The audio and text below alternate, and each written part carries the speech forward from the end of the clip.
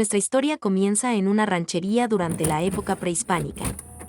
Los pobladores originarios del territorio eran llamados chichimecas, esencialmente nómadas y cazadores. A finales del siglo XVI, el militar español Diego de Montemayor funda la ciudad metropolitana de Nuestra Señora de Monterrey, que eventualmente se convertiría en una tierra de minas y haciendas, desde Santa Cruz hasta Guadalupe.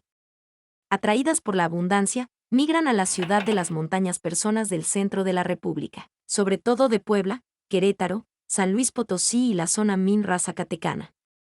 Al comenzar el siglo XVII, el nuevo Reino de León emprendió una labor de evangelización de los grupos originarios, encabezada por el gobernador de Montemayor. Desarrolla una campaña de misiones en sus dominios, vigilada estrechamente por la Santa Inquisición, máxima autoridad religiosa de la época.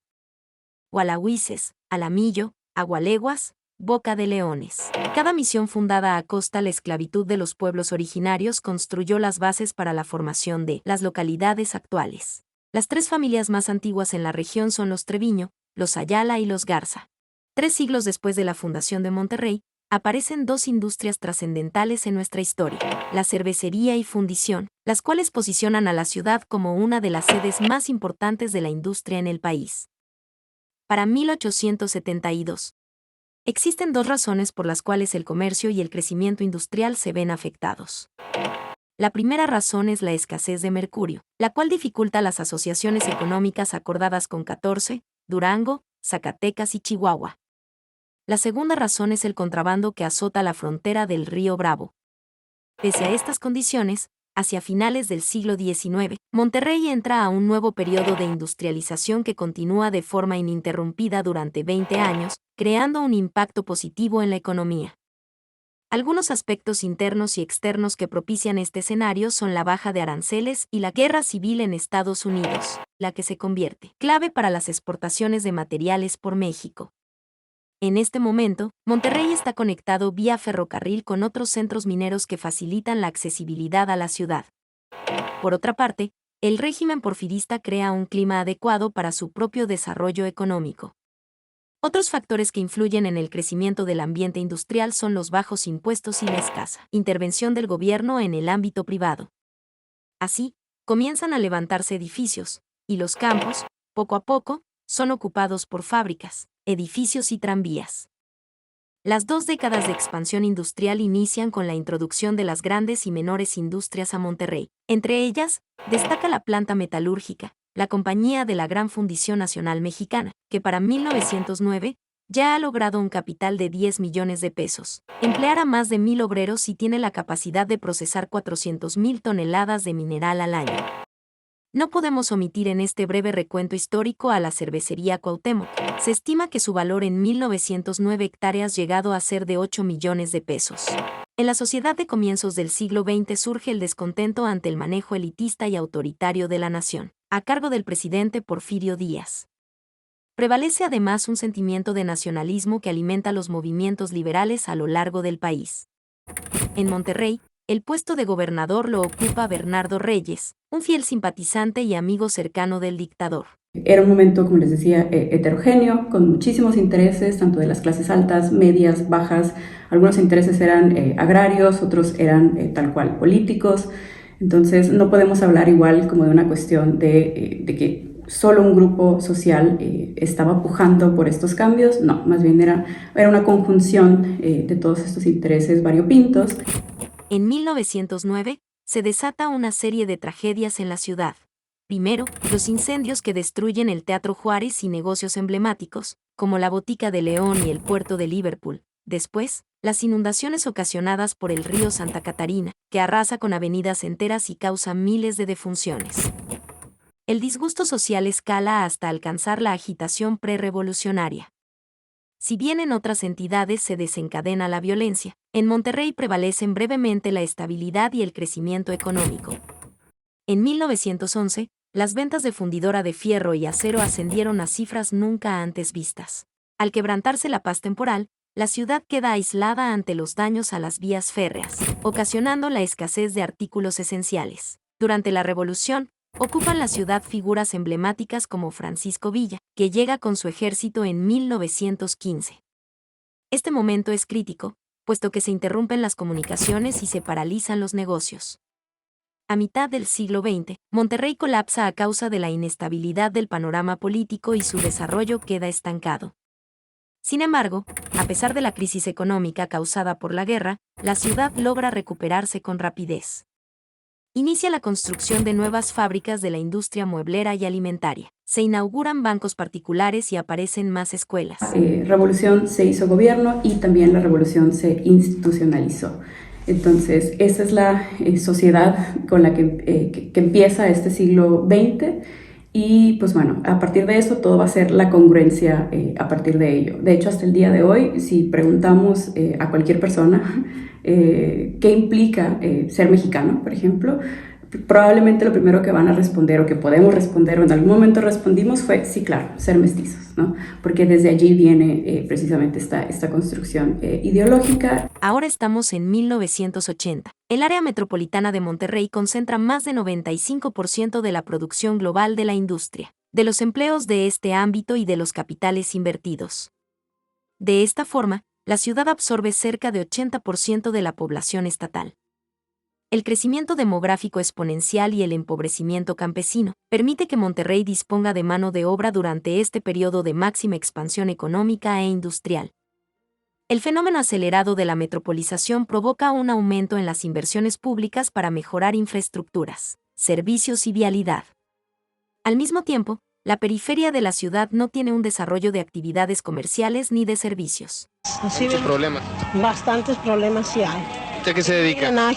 Ahí vivo así de mi casa nada más. ¿Sí? ¿Su marido? Sí. Él la mantiene. Sí, él me mantiene, sí, él trabaja. ¿Por qué no se van a otros rumbos si hay tantos problemas por aquí? Le voy a decir una cosa, pues aquí estamos viviendo porque tenemos mucho tiempo que no pagamos renta. Todos somos posesionados aquí ya porque pues... Usted no paga renta ni nada. Nadie paga. Yo antes pagaba, pero ahora ya no pago. Le voy a decir por qué, porque antes teníamos un pedacito, una casa, le pagamos a un abogado que nos rentaba. Luego sucedió de que cuando nos bardearon los posicionarios, yo fui y le dije a él que viniera para que viera, pero no me hizo caso. Entonces me dejaron un cachito chiquito y ya no le pagamos renta porque nos invadieron todo el pedazo, por eso. ¿Qué es lo más difícil de vivir aquí, señor? El drenaje, que no hay drenaje, es pura mugrero aquí. Pero el ambiente no le importa. Pero bueno, le voy a decir una cosa, pues aquí vivimos, tenemos muchos años con el ambiente y ya nos acostumbramos exclusivamente, pues eso del ambiente, bueno. Esto coincide con la distribución desequilibrada de la población, la cual aumentaba hacia el centro y disminuye en las periferias. Para los años 70, se consolida el proceso de metropolización en Monterrey, creando a la vez una ciudad híbrida de estilo tejano y urbano. Posterior a esta década, se crea un liberalismo en el mercado de bienes raíces con la intención de tener control urbano. Sin embargo, esta acción no es efectiva y produce un uso de suelo desordenado, al igual que un exceso de actividades económicas en el sector central de la ciudad. En los 80s, del 30 al 40% de la población prefiere el uso del auto individual, ya que consideran que el transporte público es sucio, caro e inseguro. A causa de este desarrollo industrial, en 1940, 45% de la contaminación atmosférica se debe a gases, humos y partículas diversas, otro 45% a escapes de 250.000 vehículos, y 10% a fuentes diversas.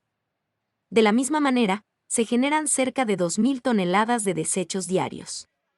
Monterrey es testigo de la devastación de las sierras circundantes y de la escasez de áreas verdes.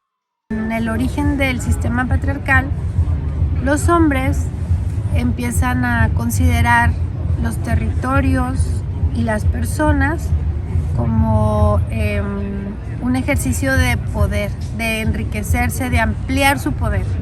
Entonces, durante muchos años, las personas, o siglos, no sé, las personas éramos grupos nómadas y nadie se establecía en un lugar. Cuando las personas empiezan a ser más sedentarias, empiezan a estar en espacios más fijos, dicen, pues necesito más personas, necesito más recursos. Entonces, las mujeres pues empiezan también a tener un rol más de cuidados y los hombres empiezan a expandir sus territorios. reportaron mala, pésima calidad del aire en el área metropolitana. Y como normal se entiende que la vialidad simple se registraron en promedio 59.29 microgramos. En la actualidad, Monterrey se compone de 1.142.994 habitantes. Las personas que componen la ciudad provienen de distintos contextos y lugares, creando un flujo migratorio que, tan solo el año pasado, creció un 92.8% de enero a mayo en comparación con el mismo periodo en 2021, según la Unidad de Política Migratoria de la Secretaría de Gobernación. Un poquito entendiendo el contexto de Monterrey, que eso es parte de la historia que no se rescata mucho, que sería bien interesante revivirla, que siempre ha sido una ciudad de migrantes. Toda la vida, o sea, por lo mismo de ser un centro industrial en el norte de México, siempre ha recibido mucha migración, tanto de México como de otros países, pero no necesariamente, como mencionan, es igual para toda persona migrante. Es quiénes vienen, en qué condiciones vienen y a qué vienen, ¿no? Entonces, algo que sí ha estado muy marcado es el flujo migratorio que sale de crisis socioeconómicas, políticas de los países en el resto de América Latina. Este crecimiento demográfico también impacta en la movilidad y en la industria de la ciudad. El reporte anual 2022 del Global Traffic Scorecard posiciona a Monterrey en el 9º lugar de las ciudades con más tráfico. Se estima que la población pierde cerca de 116 horas al año. Según datos de la encuesta mensual de la industria manufacturera del INEGI, para octubre del 2022, en Nuevo León hay un total de 391.965 industrias. Sin embargo, este crecimiento exponencial ha tenido diferentes repercusiones en el medio ambiente y en la salud. A inicios del 2022, las autoridades del municipio de Santa Catarina, que forma parte de la zona metropolitana de Monterrey, detectan 5 empresas que emiten un alto índice de partículas contaminantes. Las empresas ATS Mexicana, Impact, Cemex Concretos, Tecnobric y Priminsa no cumplen con los límites permitidos por el Estado, lo cual resulta en la emisión de malos olores y partículas contaminantes que dañan la salud de la población. En conclusión, la ciudad de Monterrey es el producto de experiencias de vida heterogéneas que perviven desde su fundación a finales del siglo XVI, cuando el asentamiento de las primeras haciendas y la fundación de las primeras misiones definieron las bases de lo que sería la gloriosa ciudad de las montañas. Prevalecen aún los vestigios de las fábricas y los edificios del siglo XIX que transformaron a Monterrey en una de las sedes más importantes de la industria en México. Si bien la inauguración del siglo XX fue crítica para su historia, dados los estragos causados por la revolución, los incendios y las inundaciones, contra todo pronóstico, sus ciudadanos reconstruyeron avenidas enteras y recuperaron la estabilidad tras la guerra. Prueba de ello es que los primeros años del siglo XXI presenciaron la prosperidad del área metropolitana.